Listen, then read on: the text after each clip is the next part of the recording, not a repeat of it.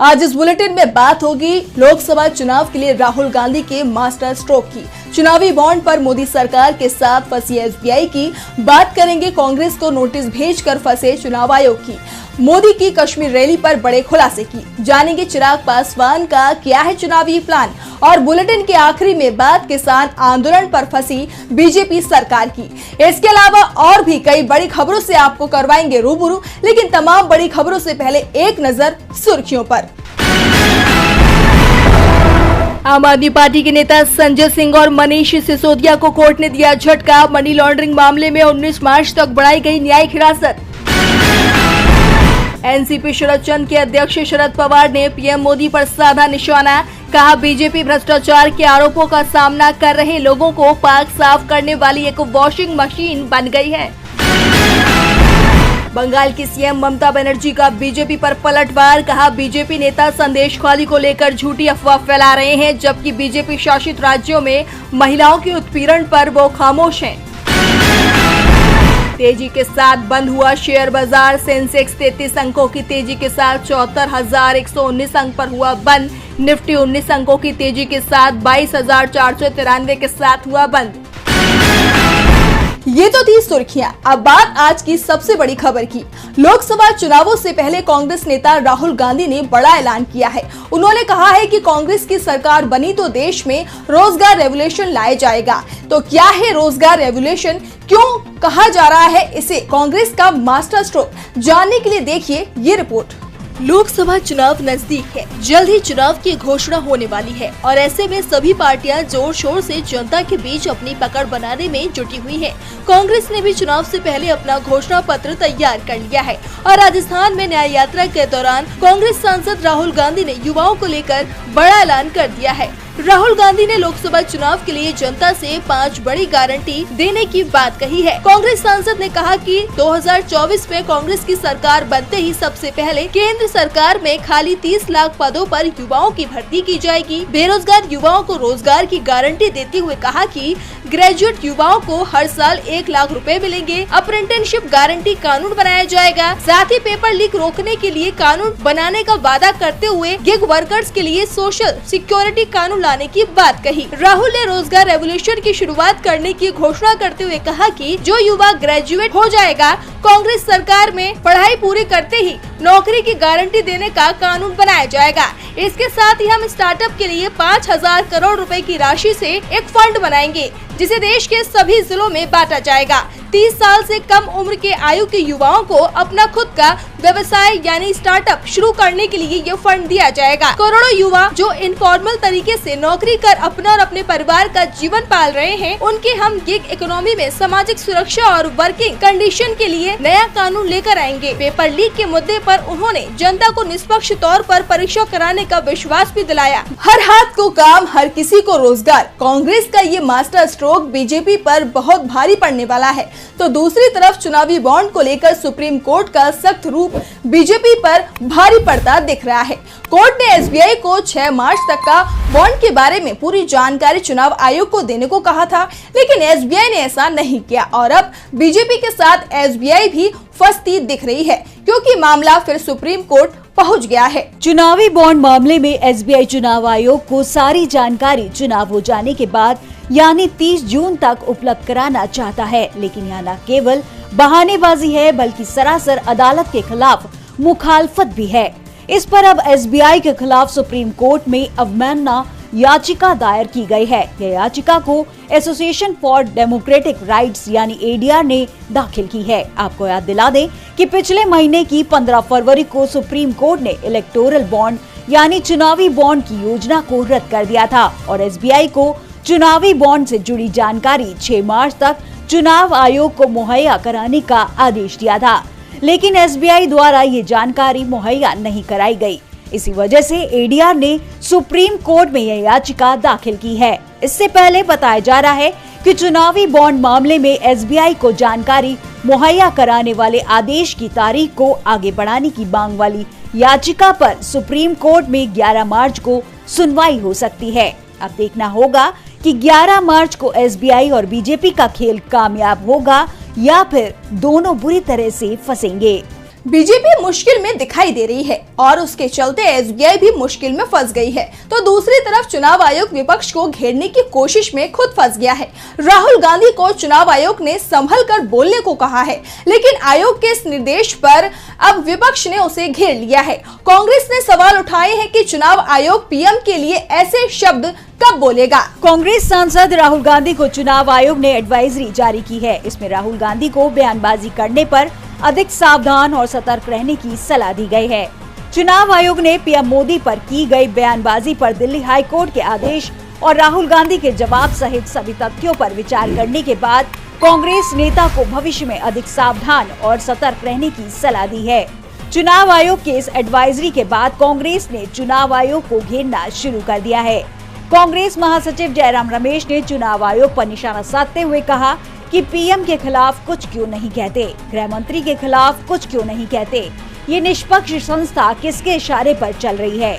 हिम्मत दिखानी चाहिए और मोदी अमित शाह को भी नोटिस देना चाहिए, उन्हें भी बोलना चाहिए, खाली राहुल गांधी को नोटिस क्यों देते हैं। वहीं कांग्रेस सांसद दिग्विजय सिंह ने भी चुनाव आयोग पर हमला बोलते हुए कहा कि ये बिल्कुल गलत है। इलेक्शन कमीशन पक्षपात कर रही है। जब मोदी खुलकर कर्नाटक चुनाव में बजरंग बली के नाम पर वोट मांग रहे थे, जब मोदी पुलवामा के नाम पर वोट मांग रहे थे, तो क्या कर रहा था इलेक्शन कमीशन। चुनाव आयोग बीजेपी के बयानों पर चुप रहता है। जयराम रमेश और दिग्विजय सिंह ने पीएम मोदी के कश्मीर दौरे पर भी निशाना साधा है। दिग्विजय सिंह ने कहा कि क्या मनमोहन सिंह नहीं जाते थे घाटी में, ये मोदी इवेंट मैनेजर है, हर चीज को इवेंट बना देता है। चुनाव आयोग बीजेपी के हाथों की कठपुतली है। पीएम मोदी कुछ भी बोलते हैं तो चुनाव आयोग उन्हें क्लीन चिट दे देता है। विपक्ष के आरोपों पर पीएम को चेतावनी तक नहीं देता, लेकिन इस बार विपक्ष ने सिर्फ आरोप ही नहीं लगाए, बल्कि पीएम मोदी प्रचार को लेकर बड़ा खुलासा किया है, जिससे बीजेपी पूरी तरह से घिरती दिखाई दे रही है। क्या है खबर, देखिए ये रिपोर्ट। पीएम मोदी के कश्मीर दौरे को लेकर जम्मू कश्मीर के पूर्व मुख्यमंत्री, नेशनल कॉन्फ्रेंस के नेता उमर अब्दुल्ला और पीडीपी की अध्यक्ष महबूबा मुफ्ती ने पीएम मोदी पर हमला बोला है। उन्होंने आरोप लगाया कि सरकारी कर्मचारियों को पीएम मोदी के कार्यक्रम में शामिल होने के लिए मजबूर किया जा रहा है। पीडीपी अध्यक्ष महबूबा मुफ्ती ने कहा कि सरकारी कर्मचारियों को शून्य से नीचे तापमान में सुबह 5 बजे बड़गांव बस स्टैंड पर वाहनों में भरकर पीएम की रैली में ले जाया जा रहा था। महबूबा मुफ्ती ने कहा कि ये काफी निराशाजनक है कि कर्मचारियों को जबरन लामबंद किया जा रहा है और ये दिखाने की कोशिश की जा रही है कि साल 2019 के बाद कश्मीर में सब कुछ ठीक है। महबूबा ने कहा कि पीएम की ये यात्रा अटल बिहारी वाजपेयी और डॉक्टर मनमोहन सिंह जैसे पूर्व प्रधानमंत्रियों की पिछली यात्राओं के विपरीत है। उन्होंने कहा, जब आम लोग बड़े उत्साह के साथ आयोजन स्थलों पर पहुंचते थे और अपने दिलों में आशा लेकर लौटते थे, लेकिन इस बार कश्मीरियों को पता है कि बख्शी स्टेडियम में जो कुछ भी कहा जाएगा वो उनके साथ मजाक होगा। ये यात्रा केवल लोकसभा चुनावों के लिए समर्थन जुटाने के लिए है। वहीं नेशनल कॉन्फ्रेंस के उपाध्यक्ष उमर अब्दुल्ला ने बुधवार को कहा कि जम्मू कश्मीर सरकार ने पीएम मोदी को श्रीनगर में जनसभा के लिए भीड़ देने के लिए सभी प्रयास किए हैं, क्योंकि भाजपा जम्मू कश्मीर में कुछ भी व्यवस्था नहीं कर सकती है। पूर्व सीएम ने कहा कि पुरुष और महिला कर्मचारियों को जमा देने वाले तापमान में इकट्ठा होने के लिए कहा जा रहा है, ताकि वे उस स्थल पर जा सके जहां प्रधानमंत्री रैली को संबोधित करेंगे। उमर अब्दुल्ला ने सोशल मीडिया एक्स अकाउंट पर पोस्ट करते हुए लिखा, प्रधानमंत्री मोदी को सुनने के लिए इकट्ठा लोग अपनी मर्जी से इसमें शामिल नहीं हुए। तानाशाही जम्मू कश्मीर सरकार ने प्रधानमंत्री को भीड़ देने के लिए हर संभव कोशिश की है, क्योंकि भाजपा प्रशासन के बिना जम्मू कश्मीर में कुछ भी नहीं कर सकती है। वहीं आपको बता दें कि कांग्रेस महासचिव जयराम रमेश ने भी पीएम मोदी पर निशाना साधा है। जयराम रमेश ने कहा कि धमकी देकर लोगों को पीएम मोदी की रैली में बुलाया गया है, जबरदस्ती लोगों को श्रीनगर लाया जा रहा है। हमारा एक ही सवाल है कि जम्मू कश्मीर को राज्य का दर्जा कब मिलेगा, चुनाव कब होंगे वहाँ। क्या भीड़ जबरदस्ती बुलाई गई थी? इन सवालों का जवाब बीजेपी को देना पड़ेगा। विपक्ष की घेराबंदी के चलते एनडीए में खलबली मची हुई है। उसके सहयोगी एक के बाद एक पाला बदल रहे हैं। एनडीए के साथ अब बिहार में खेला होने के संकेत मिल रहे हैं। तो क्या है खबर, देखिए ये रिपोर्ट। लोकसभा चुनाव से पहले एनडीए में सीट शेयरिंग को लेकर बवाल मचा हुआ है। एक तरफ पीएम मोदी अब की बार 400 पार का नारा दे रहे हैं, तो दूसरी तरफ एनडीए में बगावत तेज होती दिखाई दे रही है और इस बगावत से इंडिया गठबंधन लगातार मजबूत हो रहा है। इसी कड़ी में लोकसभा चुनाव के लिए सीट शेयरिंग को लेकर बिहार में एनडीए के बीच खींचतान जारी है। ऐसे में इंडिया गठबंधन ने सियासी मैदान पर बीजेपी को मात देने के लिए एक चाल चली है, जिससे ये माना जा रहा है कि इंडिया गठबंधन बीजेपी का खेल बिगाड़ सकता है। दरअसल सूत्रों के मुताबिक इंडिया गठबंधन ने लोक जनशक्ति पार्टी के प्रमुख चिराग पासवान को बिहार में 8 और उत्तर प्रदेश में 2 लोकसभा सीटों की पेशकश की है। सूत्रों के हवाले बताया जा रहा है कि ये प्रस्ताव चिराग पासवान के लिए अट्रैक्शन साबित हो सकता है और चिराग पासवान इंडिया गठबंधन के इस ऑफर को मान भी सकते हैं। आपको बता दें कि एनडीए कथित तौर पर पासवान को बिहार में केवल 6 लोकसभा सीटों की पेशकश कर रहा है। इतना ही नहीं, चिराग पासवान को इन सीटों को अपने चाचा पशुपति पारस और राष्ट्रीय लोक जनशक्ति पार्टी प्रमुख के साथ शेयर करना होगा, जिसके बाद से बताया जा रहा है कि मोदी के हनुमान मोदी से नाराज चल रहे हैं और वो इंडिया गठबंधन का हाथ थाम सकते हैं, जिससे राज्य में बीजेपी को बड़ा झटका लगेगा। सूत्रों के मुताबिक इंडिया अलायंस ने चिराग पासवान को जिन सीटों की पेशकश की है उनमें वे सभी 6 सीटें शामिल हैं जिन पर एलजेपी ने 2019 में चुनाव लड़ा था।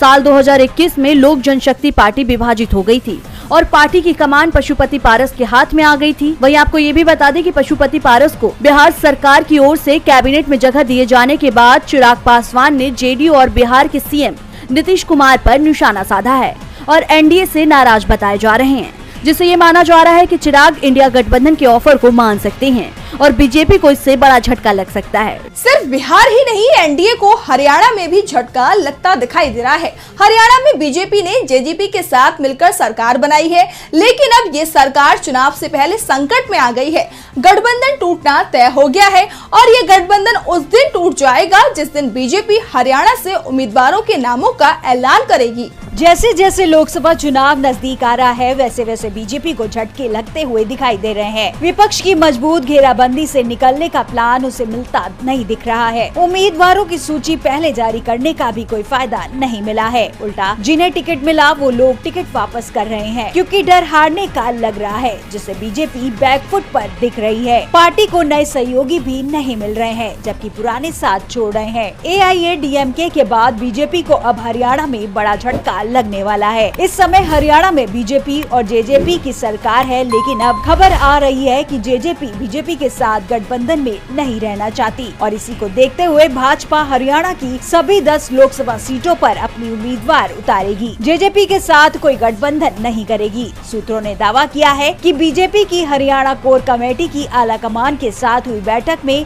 ये तय हो गया है। पार्टी का मानना है कि 10 सीटों पर वो अकेले चुनाव लड़ेगी। बीजेपी ने अकेले ही लड़ने का मन बना लिया है। भाजपा हरियाणा की लोकसभा सीटों पर 10 मार्च के बाद कभी भी उम्मीदवारों की घोषणा कर सकती है, जिससे ये माना जा रहा है कि हरियाणा में जेजेपी बीजेपी से अलग होकर चुनाव लड़ेगी, जिससे बीजेपी को राज्य में तगड़ा झटका लग सकता है। और बुलेटिन के आखिरी में बात किसान आंदोलन की। किसान आंदोलन को आज 24 दिन पूरे हो चुके हैं। किसान जहां MSP के साथ अपनी दूसरी मांगों को लेकर दिल्ली कूच पर डटे हुए हैं, तो वहीं प्रदर्शन के दौरान युवा किसान शुभकरण की जान जाने को लेकर भी किसानों में सरकार के खिलाफ काफी ज्यादा आक्रोश भरा हुआ है। मामले में पंजाब और हरियाणा हाईकोर्ट ने सुनवाई के दौरान अहम फैसला सुनाया। तो क्या है कोर्ट का फैसला, जानने के लिए देखिए ये रिपोर्ट। पिछले 24 दिन से किसान दिल्ली कूच पर अड़े हुए हैं। वाटर कैंस, रबर की गोलियां, आंसू गैस के गोली, सब कुछ का सामना करते हुए किसान पीछे हटने को तैयार नहीं है, तो सरकार भी उनकी मांगे मानने को तैयार नहीं है। दिल्ली कूच करते हुए किसानों को पंजाब हरियाणा बॉर्डर पर ही रोक लिया गया। किसान और सरकार के बीच इस जंग में एक युवा शुभकरण की जान चली गई, जिसके बाद किसानों के अंदर आक्रोश बढ़ गया है। मामले में पंजाब हरियाणा हाईकोर्ट में सुनवाई हुई। सुनवाई के दौरान कोर्ट ने पंजाब और हरियाणा सरकार को जोरदार फटकार लगाई। कोर्ट ने दोनों राज्यों की सरकार को किसान आंदोलन के मुद्दे पर लापरवाह रवैया दिखाने वाला बताया। कोर्ट का कहना है कि दोनों ही सरकारें इस पूरे मामले में अपनी जिम्मेदारियां सही से नहीं निभा पाई हैं। इसके साथ ही शुभकरण की जांच जाने के मामले में जांच के आदेश दिए हैं। कोर्ट ने कहा कि रिटायर्ड जज की अगुवाई में पूरी पूरे मामले की जांच होगी और इसके साथ ही जांच के लिए 3 मेंबरों की समिति का गठन करने के निर्देश दिए। तो दूसरी तरफ किसानों ने भी साफ कर दिया है कि अपनी मांगों को पूरा करवाए बिना वो घर वापस नहीं जाएंगे। किसान नेता सरवर सिंह पटेल ने ऐलान किया है कि 8 मार्च को अंतर्राष्ट्रीय कामगार महिला दिवस पर देश भर से बड़ी संख्या में महिलाएं शंभू और खनूरी मोर्चे में पहुंचेंगी। 10 मार्च को दोपहर 12 बजे से 4 बजे तक पूरे देश में ट्रेनें रोकी जाएंगी। हरियाणा के राष्ट्रीय कुंडू खाप के प्रधान जयवीर कुंडू ने भी सरकार को किसान की मांगे पूरी करने के लिए 16 मार्च तक का अल्टीमेटम देते हुए सभी जिलों में मोर्चे लगाने का ऐलान किया है। उन्होंने किसानों का समर्थन न करने वालों को चुनाव में वोट न देने की बात भी कही है। आज सोशल मीडिया से लेकर आपके चलते फिरते जीवन में भी पत्रकारिता के बुरे दौर की चर्चा होती है, क्योंकि जिन लोगों पर सूचना देने की जिम्मेदारी है वो आपके लिए नहीं बल्कि कॉरपोरेट और सरकारों को फायदा पहुंचाने में लग गए हैं। विज्ञापन मॉडल को खारिज कर आप इस बीमारी को दूर कर सकते हैं और अपने नारे को बुलंद कीजिए। मेरे खर्च पर आजाद है खबरें।